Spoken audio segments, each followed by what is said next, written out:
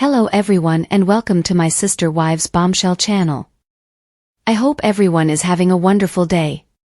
Before we begin, please hit the subscribe button and give this video a thumbs up. Sister Wives star Meri Brown has consistently had a miserable sack picture for the most part since she never told off Cody earthy-colored when he ignored and embarrassed her.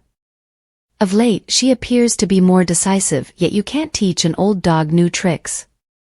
Later on, in the event that circumstances don't pan out with her new sweetheart Amos Andrews, she might withdraw into self-indulgence. Because of Cody, Meri's had a large number of dim evenings of the spirit. In spite of the fact that she was his most memorable spouse, he wouldn't give her the affection that she wanted.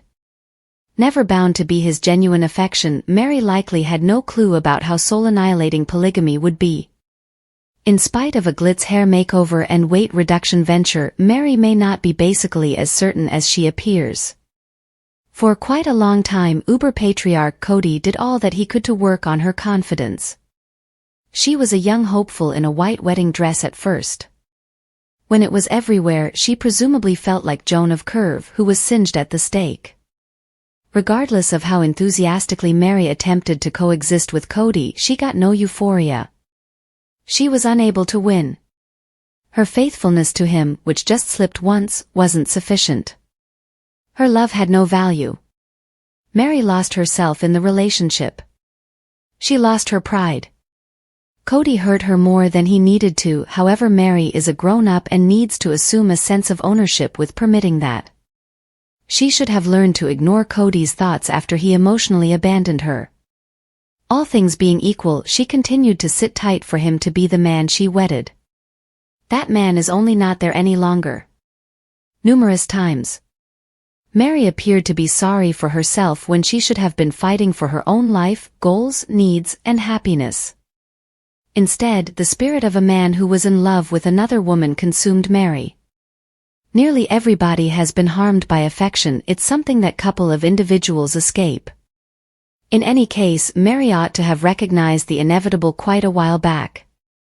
Instead of paying attention to signals that were extremely self-evident, she kept holding out trust.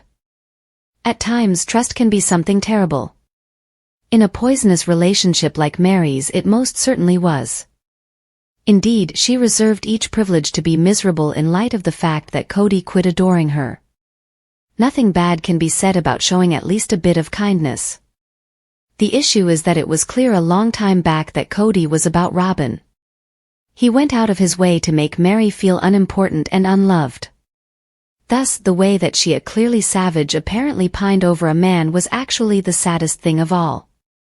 In the new past, Meri might have misrepresented her adoration for Cody, yet all the same perhaps not. Perhaps she truly cherished the one who did all of this to her. She might have recollected what he used to be like. Notwithstanding, Meri deserved to give up. It took such a long time for that to occur. At long last, she's done it. Presently she can live for herself. She doesn't have to live with the ghosts of her past. She can be free, leaving Cody with Robin where he should be. To be a genuine saint, somebody needs to battle for an ideal and pass on for it. Meri never fought for her ideals in war. All things being equal, she appeared to allow life to wash over her.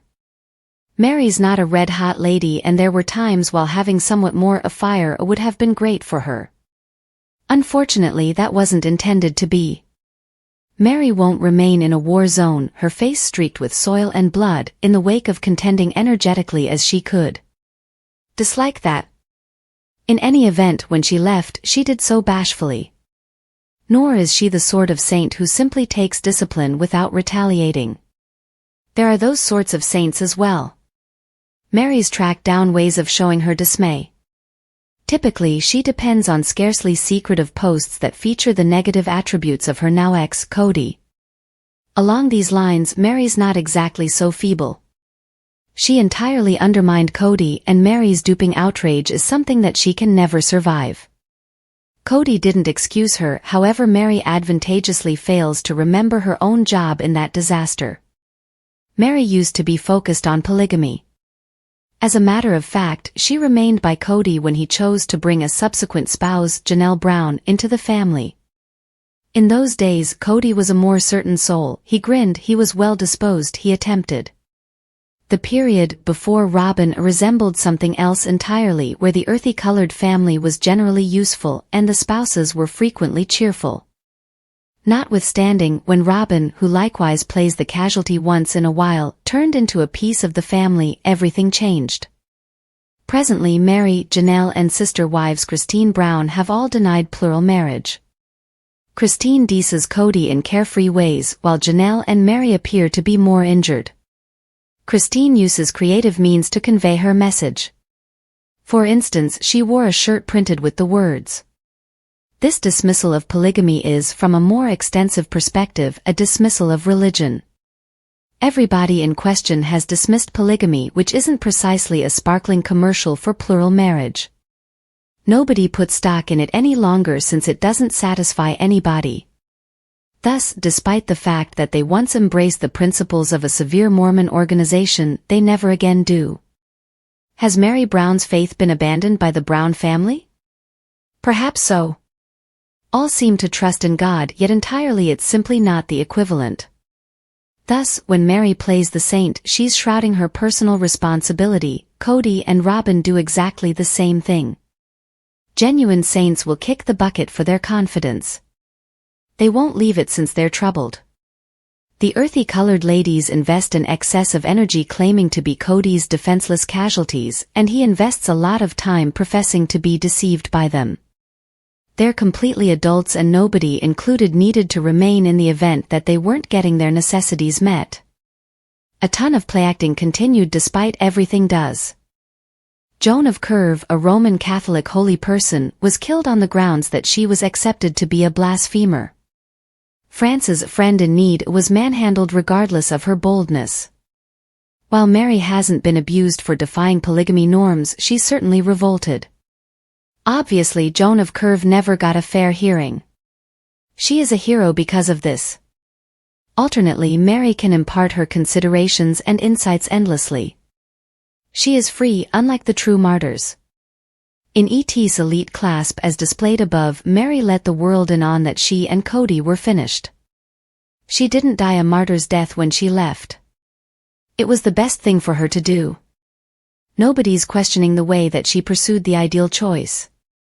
She most certainly did. For quite a long time Cody dealt with her like she is standing out. She became acclimated to that sort of a falling short on the command hierarchy a vibe.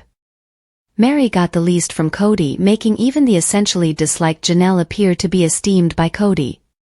Joan of Circular Segment had otherworldly dreams that were positively profound, however Meri gives off an impression of being zeroing in on reality.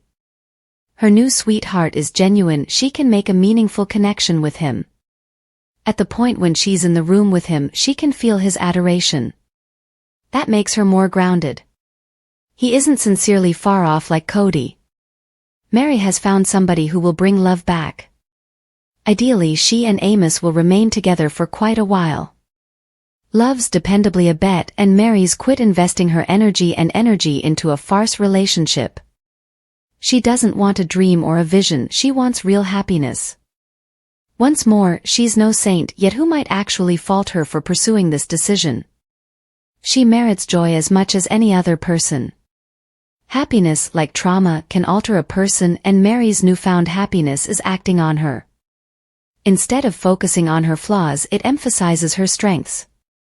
She no longer has the same motivation to post obscure content that is essentially a series of sly digs at Cody. Since she's partaking in her life, she's ready to move past all of that. This is so congrats. Presently Meri's posting about her own life as opposed to adding content that sideways references Cody. This is progress. Consistently a night that she spends feeling far better without contemplating Cody moves her towards a significant objective, genuine freedom. Indeed, she can have an accomplice despite everything, be free. It's about really liberating herself from Cody as opposed to simply professing to be free. Meri's arriving after a long excursion that was loaded up with dimness, dejection and difficulty. Meri voyaged a long way alone. She might not have battled on a superficial level, however, she likely required a ton of solidarity to remain in a plural marriage that was so cold. Along these lines, she secretly faced her own conflicts, regardless of whether they were for the most part mental, sometimes venting on the web. Regularly, she probably felt hopeless. Presently, ideally, the long conflict is finished. Meri's in a superior spot, and regardless of whether her relationship make do, she will. All through the trial, that was her profound association with Cody. She needed to dig profound. She needed to gradually acknowledge what was genuine. When she did, she was prepared to make the following stride. Rather than residing in a cold and pointless relationship, where she was Robin's pal yet not Cody's, she was a solitary lady who could fan out. Even though it was a long time coming, at least it happened. Watching Meri ditch the affliction routine has been astounding. For a really long time, she's seemed like the Charlie Brown of the earthy-colored family. She was the one in the outfield, gazing down at a baseball on the ground that she neglected to get. She most likely accused herself. In any case, since Cody dismissed her doesn't imply that she's a terrible individual or repulsive. They simply do not fit together. Presently, Meri can play the legend rather than the person in question. She needn't bother with to be Charlie Brown for eternity. Thanks for watching. If you like this video, so please don't forget to subscribe my channel and don't miss any update.